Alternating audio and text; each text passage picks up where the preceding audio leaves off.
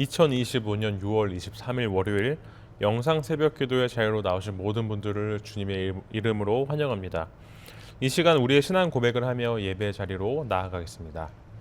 나는 전능하신 아버지 하나님, 천지의 창조주를 믿습니다.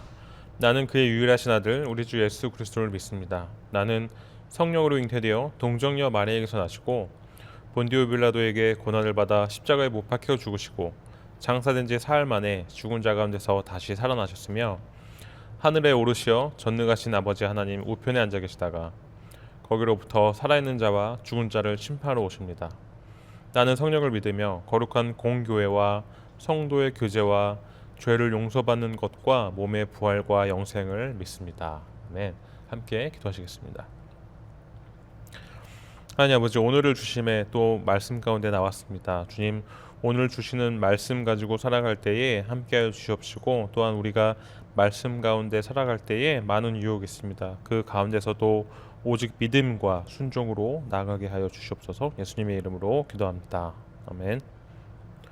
오늘 우리에게 주신 하나님의 말씀은 시편 78편 40절에서 55절까지의 말씀입니다. 제가 하나님의 말씀을 봉독하겠습니다. 하나님의 말씀을 경청하시길 바랍니다. 그들이 광야에서 그에게 반항하며 사막에서 그를 슬프시게 함이 몇 번인가. 그들이 돌이켜 하나님을 거듭 시험하며 이스라엘의 거룩하신 이를 노엽게 하였도다. 그들이 그의 권능의 손을 기억하지 아니하며 대적에서 그들을 구원하신 날도 기억하지 아니하였도다. 그때의 하나님이 애굽에서 그의 표적들을 소환들에서 그의 징조들을 나타내사 그들의 강과 시내를 피로 변하여 그들로 마실 수 없게 하시며 쇠파리 떼를 그들에게 보내어 그들을 물게 하시고 개구리를 보내어 해하게 하셨으며 그들의 토산물을 황충에게 주셨고 그들이 수고한 것을 메뚜기에게 주셨으며 그들의 포도나무를 우박으로 그들의 뽕나무를 서리로 죽이셨으며 그들의 가축을 우박에 그들의 양떼를 번갯불에 넘기셨으며 그의 맹렬한 노여움과 진노와 분노와 고난 곧 재앙의 천사들을 그들에게 내려 보내셨으며 그는 진노로 길을 닦으사 그들의 목숨이 죽음을 면하지 못하게 하시고 그들의 생명을 전염병에 붙이셨으며 애굽에서 모든 장자 곧 함의 장막에 있는 그들의 기력에 처음 것을 치셨으나 그가 자기 백성은 양같이 인도하여 내시고 광야에서 양떼같이 지도하셨도다. 그들을 안전히 인도하시니 그들은 두려움이 없었으나 그들의 원수는 바다에 빠졌도다. 그들을 그의 성소의 영역 곧 그의 오른손으로 만드신 산으로 인도하시고 또 나라를 그들의 앞에서 쫓아내시며 줄을 쳐서 그들의 소유를 분배하시고 이스라엘의 지파들이 그들의 장막에 살게 하셨도다. 아멘. 사랑하는 여러분, 우리는 살아가면서 많은 은혜를 받습니다. 위기의 순간에 도와주신 하나님의 손길, 눈물 속에서 위로해 주신 하나님의 음성, 절망의 골짜기에서 길을 열어주신 하나님의 기적을 체험한 순간들. 그런데 시간이 조금만 지나면 우리는 너무 쉽게 잊어버립니다. 어제 받은 은혜도 있고 오늘 내 마음대로 살며 하나님을 멀리합니다. 감사보다 불평이 먼저 나오고 기도보다 걱정이 앞섭니다. 왜일까요? 하나님이 하신 일을 기억하지 않기 때문입니다. 오늘 시편 78편은 이스라엘의 역사를 통해 하나님이 어떤 분이신지를 기억하라고 외치고 있습니다. 본문은 하나님께서 이스라엘을 애굽에서 구원하실 때 보여주신 하나님의 능력과 인내, 그리고 백성들의 불순종들을 동시에 보여주고 있습니다. 이 말씀을 통해 우리가 얼마나 쉽게 하나님을 잊는지, 또 하나님은 얼마나 오래 참고 기다리시는 분이신지, 우리가 기억해야 할 하나님의 능력은 무엇인지 함께 묵상하려고 합니다. 그들이 광야에서 그에게 반역하며 사막에서 그를 슬프시게 하였도다. 그들이 돌이켜 하나님을 시험하며 이스라엘의 거룩하신 이를 노하게 하였도다. 그들이 그의 권능의 손 곧 그들을 대적에서 구속하신 날을 기억하지 아니하였도다. 하나님은 이스라엘을 애굽에서 구원하시고 홍해를 가르시고 만나와 메추라기로 먹이셨습니다. 그런데도 이스라엘은 반복해서 불순종합니다. 하나님을 슬프게 하고 시험하고 거역합니다. 왜요? 하나님이 하신 일을 기억하지 않았기 때문입니다. 기억하지 않았다라는 것은 단순히 잊어버렸다는 뜻이 아니라 하나님의 은혜를 마음에서 밀어낸 것을 의미합니다. 그들의 마음이 다른 것에 가 있었기 때문에 하나님이 보이지 않은 것이었죠. 우리도 그렇지 않습니까? 기도 응답을 받았을 때는 감격하며 눈물을 흘렸지만 며칠 지나지 않아서 불평하고 걱정합니다.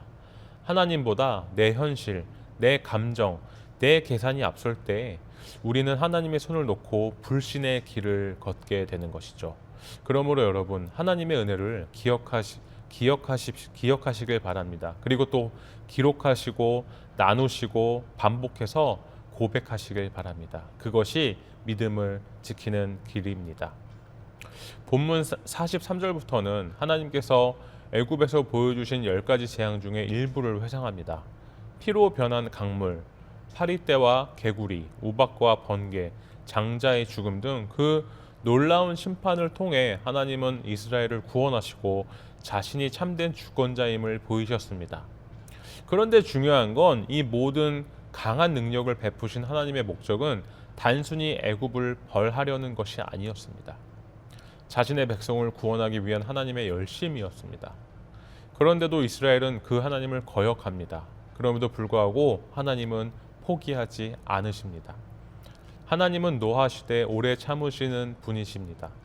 진노 중에도 구원의 길을 여시는 분이십니다. 이것이 우리에게 얼마나 큰 위로가 됩니까? 우리도 때로는 하나님의 은혜를 잊고 죄에 빠지고 하나님을 멀리할 때가 있지만 하나님은 우리를 포기하지 않으신다는 것입니다. 그분은 우리의 연약함을 아시고 기다리시고 또 다시 길을 여시는 분임을 기억하시길 바랍니다.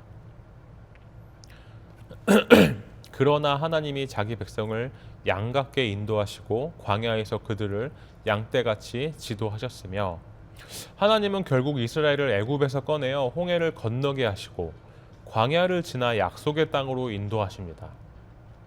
그 모습은 마치 목자가 양을 이끄는 것처럼 따뜻하고 세심한 모습입니다. 광야는 위험하고 두려운 곳입니다. 길도 없고 물도 없고 적도 많습니다. 그럼에도 불구하고 백성들은 살아남습니다. 왜요? 하나님이 함께 하셨기 때문인 것이죠. 하나님의 능력은 단지 과거의 사건이 아닙니다. 오늘도 살아 역사하시는 능력인 것이죠. 그분은 오늘도 우리를 인도하시고 보호하시고 결국 약속의 땅으로 이끄시고 계십니다. 세상이 흔들려도 내 삶이 불안해도 하나님의 손에 붙들린 인생은 결코 망하지 않는 것이죠. 사랑하는 여러분, 이스라엘의 실패는 결국 하나님을 잊은 데서 시작되었습니다. 그러나 하나님은 실패한 백성도 다시 일으키시는 분이신 것을 우리는 알아야 한다는 것이죠. 그래서 오늘 우리는 오늘 말씀을 통해서 두 가지를 결단해야 합니다. 하나님이 하신 일을 잊지 않겠다. 또 받은 은혜를 기억하고 감사하며 나누는 것. 그리고 하나님이 인도하시는 것을 믿고 다시 걸어갈 때 불안한 상황 속에서도 믿음으로 걷고 주님만 바라본다는 것을 오늘 말씀을 통해서 알아야 한다는 것이죠. 하나님은 과거에만 역사하신 분이 아니십니다. 오늘도 그리고 내일도 우리와 함께 하시며 약속의 땅으로 인도하시는 선하신 목자인 것이죠.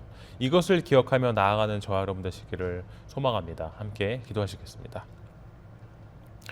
하나님 아버지, 오늘 말씀을 통해 이스라엘 백성의 실패가 하나님을 잊은 데서 시작되었음을 기억하며 우리도 주님의 은혜를 잊지 않도록 하여 주시옵소서. 광야의 길에서도 만나와 메추라기로 공급하시고 구름 기둥과 불 기둥으로 인도하신 주님의 손길을 기억합니다. 우리의 삶 속에서도 주님의 인도하심을 신뢰하며 불안한 상황 속에서도 믿음으로 걸어가게 하여 주시옵소서. 때론 우리가 원하는 길이 아닌 험하고 돌아가는 길을 걷게 하실지라도 그 길 끝에서 주님의 선하신 뜻이 이루어짐을 믿습니다. 우리의 계획보다 크신 하나님의 계획을 신뢰하며 겸손히 주님의 뜻을 따르게 하여 주시옵소서. 예수님의 이름으로 기도합니다. 아멘.